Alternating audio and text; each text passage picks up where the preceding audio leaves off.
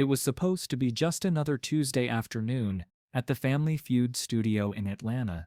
The cameras were rolling, the audience was energized, and Steve Harvey was in his element, working the crowd with that signature blend of humor and warmth that had made him America's favorite game show host. But what happened that day would remind everyone in that studio that some moments are bigger than entertainment, bigger than television, bigger than anything they thought they understood about what it means to belong. The Washington family stood at their podium, 5 people who had only been a family for 8 months. There was Patricia Washington, 45, a social worker who had fostered over 30 children in her career. Her husband Jerome, 48, a high school counselor who believed every kid deserved a shot.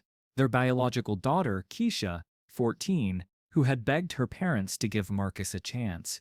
Keisha's twin brother, Devon, also 14, who had immediately claimed Marcus as his best friend. And then there was Marcus.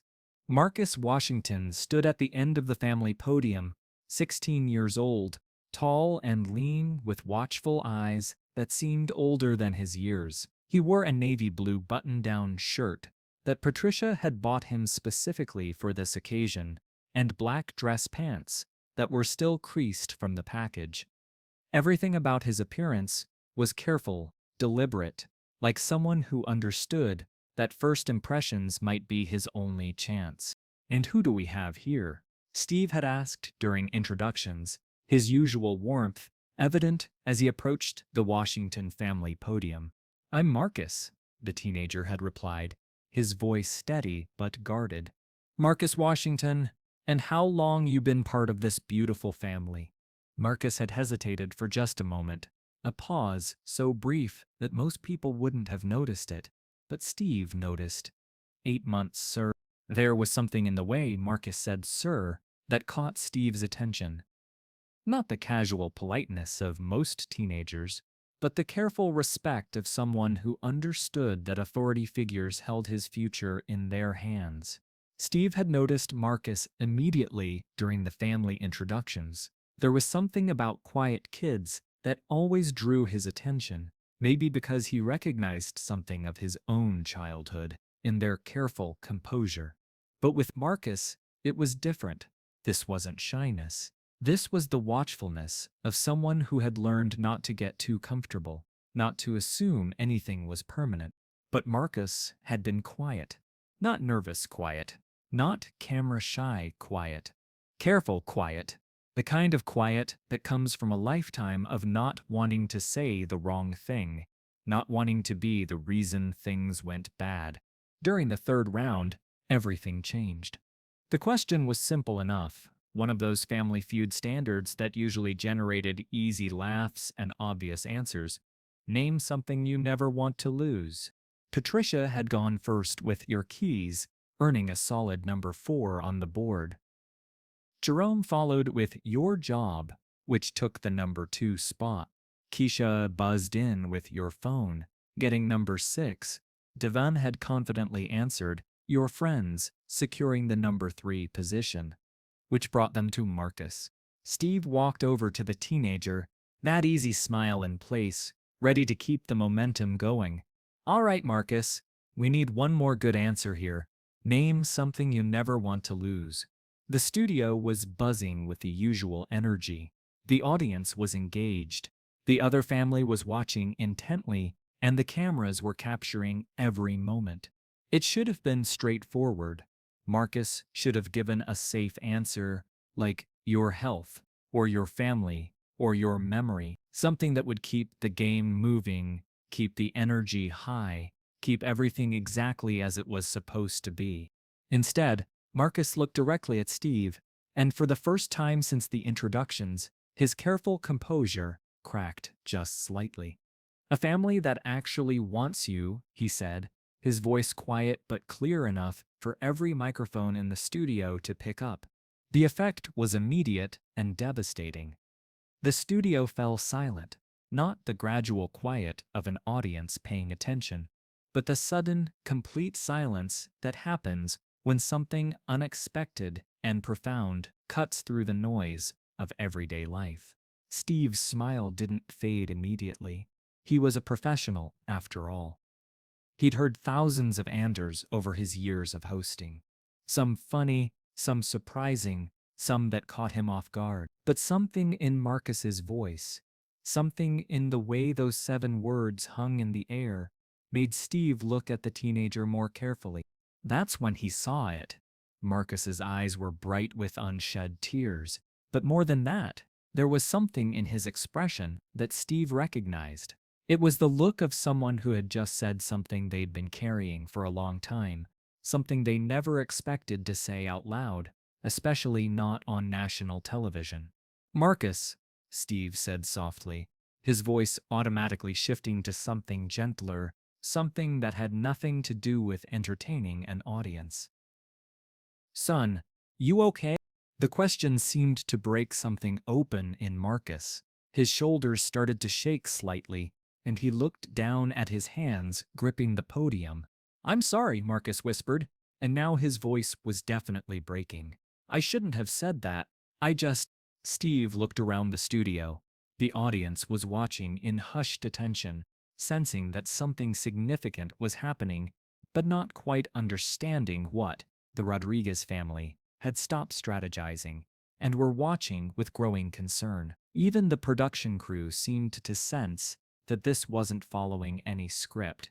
That's when Steve Harvey made a decision that would define not just that episode, but his entire legacy as someone who understood that some moments transcend television. Steve set down his cards right there on the studio floor. He looked toward the production booth and made a gesture that every crew member understood. "Stop everything." "Hold up," Steve called out, his voice carrying across the studio with an authority that silenced even the few remaining whispers. "We need to take a moment here." The theme music cut out. The audience fell completely silent. Even the camera operators seemed to understand that they were witnessing something unprecedented. Steve walked around the podium and stood directly in front of Marcus. The teenager was still looking down, his hands trembling slightly as they gripped the edge of the podium. "Marcus," Steve said, his voice stripped of all performance, all entertainment value. This was just Steve Harvey, the man talking to a young person who clearly needed to be heard. "Look at me, son." Marcus slowly raised his eyes, and when he did, Steve saw everything. He saw the pain of a 16-year-old who had learned not to get attached. He saw the careful hope of someone who wanted to believe this time might be different. He saw the fear of someone who was terrified that saying the wrong thing might cost him the only family he'd ever really wanted. "How many homes have you been in?" Steve asked gently. Marcus's voice was barely above a whisper. "8, sir, since I was 7. The number hit the studio like a physical force. 8 homes in 9 years. 8 families who had given up on him, sent him back, decided he wasn't worth the effort. And this family," Steve said, gesturing toward Patricia, Jerome, Keisha, and Devon, who were all watching with tears in their eyes, "they treating you right?" Marcus nodded, but then his composure completely crumbled. "They're perfect," he said, his voice breaking completely. "They're perfect, and I keep waiting for them to realize I'm not worth it. I keep waiting for them to send me back like everyone else did." Behind the scenes, Patricia Washington was crying openly. Jerome had his arm around his wife, his own eyes wet with tears. Keisha and Devon were holding hands, both of them understanding for the first time what their new brother had been carrying all these months. Steve looked at Marcus for a long moment. Then he did something that no game show host in television history had ever done. He walked around the podium, gently took Marcus by the shoulders, and pulled him into the center of the stage, away from the game, away from the competition, away from everything except what this moment really needed to be about. "Marcus," Steve said, his voice now clearly audible throughout the silent studio, "I need you to listen to me very carefully." The teenager nodded, tears streaming down his face. "You said you keep waiting for them to realize you're not worth it. But son, I need you to understand something. The problem was never that you weren't worth it. The problem was that those other folks weren't ready for someone as special as you." Steve reached into his jacket pocket and pulled out a white handkerchief, gently wiping the tears from Marcus's face. "You see this family behind you?" Steve gestured toward the Washington family, who had now left their podium and were standing together, watching this moment with hearts full of love and pride. "They didn't just take you in, son. They chose you. They fought for you. They brought you here today, not as a guest in their family, but as their son." Marcus looked back at Patricia, Jerome, Keisha, and Devon, and what he saw in their faces wasn't pity or obligation. It was love, pure, unconditional love. "But more than that," Steve continued, "you're not just visiting this family, Marcus. You are this family. You hear me? You're not trying out. You're not on probation. You're home." The words seemed to hit Marcus like a revelation. For the first time since he'd stepped onto that stage, his careful composure gave way to something else: hope. Steve began to remove his suit jacket, the same navy blue jacket he wore for every taping, the one that had become part of his television persona. "This jacket has been with me for every Family Feud I've ever hosted," Steve said, draping it over Marcus's shoulders. "It's seen families win and lose, celebrate and cry, but today, it's going home with someone who just taught this entire studio what it really means to fight for something you love." The jacket was too big for Marcus's frame, but he wore it like armor, like protection, like proof that he mattered. The studio audience rose to their feet, not because they were cued to, not because a producer signaled them, but because they couldn't stay seated. This wasn't applause for a game show moment. This was recognition of something sacred, something real. But Steve wasn't finished. He turned to address the entire Washington family, his voice strong and clear. "Patricia, Jerome, Keisha, Devon, you didn't just gain a family member 8 months ago. You gained someone who knows the value of what you're giving him. Someone who will never take it for granted. Someone who will love this family with everything he has because he knows what it's like to live without it." Then Steve did something that surprised everyone, including himself. He walked over to the Rodriguez family, who had been watching this entire exchange with tears in their own eyes. "Rodriguez family," Steve called out, "would you mind coming over here?" The competing family didn't hesitate. They left their podium and walked across the stage to join the Washington family and Steve in the center. "Today, both families win," Steve announced, his voice carrying throughout the studio. "Because today, we learned something more important than any game can teach us. We learned what it looks like when a family chooses love over fear, when they see potential instead of problems, when they understand that the best things in life aren't easy, but they're worth fighting for." The two families came together in the center of the stage, not as competitors, but as witnesses to something beautiful. The Rodriguez children immediately embraced Marcus, telling him how brave he was. The parents spoke quietly, with Patricia and Jerome sharing their own stories of family challenges and triumphs. As the celebration continued around him, Steve called Marcus aside one more time. "Son," he said, pulling out his personal business card, "I'm giving you my direct number, not for when things go bad, for when things go good, for when you graduate, for when you get married, for when you want to tell someone who understands what it means to find your place in the world, that you made it." Marcus took the card with trembling hands. It was more than contact information. It was validation. It was proof that his story mattered, that his journey had value, that someone believed in his future. The episode aired 6 weeks later, and it became the most watched Family Feud episode in the show's history. But more importantly, it sparked conversations across America about foster care, about the children waiting for families, about what it really means to choose love. The Washington family received thousands of letters from viewers sharing their own stories of adoption, fostering, and finding family in unexpected places. They became advocates for foster care reform, speaking at conferences and events about the importance of seeing potential in every child. Marcus, who had spent most of his life trying to make himself invisible, became a voice for other kids in the system. He started a blog called Worth the Wait, where he shared his experiences and encouraged other foster children to keep believing in the possibility of home. Steve Harvey, who had made his career making people laugh, discovered that sometimes the most powerful thing you could do was simply acknowledge someone's pain and remind them of their worth. The jacket that Steve gave Marcus that day became more than a piece of clothing.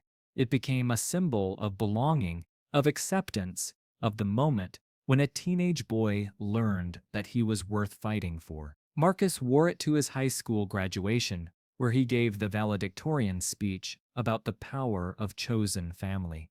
He wore it to his college orientation and later to his graduation from social work school. 6 years later, when Marcus married his college sweetheart in a beautiful ceremony officiated by Jerome Washington, Steve Harvey was in the front row, not as a celebrity guest, but as family. Because that's what happens when you choose to see the humanity in someone else's story. You become part of it. In his speech at the reception, Marcus said something that brought the entire room to tears. I spent 9 years looking for a family that would want me. What I found was a family that taught me I was worth wanting all along. The story of Marcus Washington and the moment he broke down on Family Feud became more than viral content. It became proof that sometimes the most important victories happen not when you win a game, but when you finally understand that you've already won the only prize that really matters, a place where you belong. Today, Marcus works as a social worker, specializing in foster care placement. He still has Steve's jacket, now carefully preserved and framed in his office. Underneath it is a quote that has become his life's mission. Every child is worth the wait. Every child deserves a family that sees their potential. Every child has a story worth fighting for. And Steve Harvey? He still keeps an extra handkerchief in his pocket, just in case someone else needs their tears wiped away. Just in case another young person walks onto his stage carrying a secret too heavy for their shoulders, needing nothing more than someone to remind them that they matter, that they belong, that they are worth every fight it takes to get them home. Because that's what love looks like. That's what family sounds like. And that's what happens when a 16-year-old boy teaches a television studio full of adults what it really means to never give up on the possibility of belonging somewhere. The game had progressed normally through the first 2 rounds. The Washington family was trailing slightly against the Rodriguez family from Texas, but the energy was good. Steve was doing what he did best, creating those moments of connection that made Family Feud more than just a game show. Patricia Washington was sharp with her answers. Jerome was steady under pressure, and the twins were bringing the kind of youthful energy that made for great television.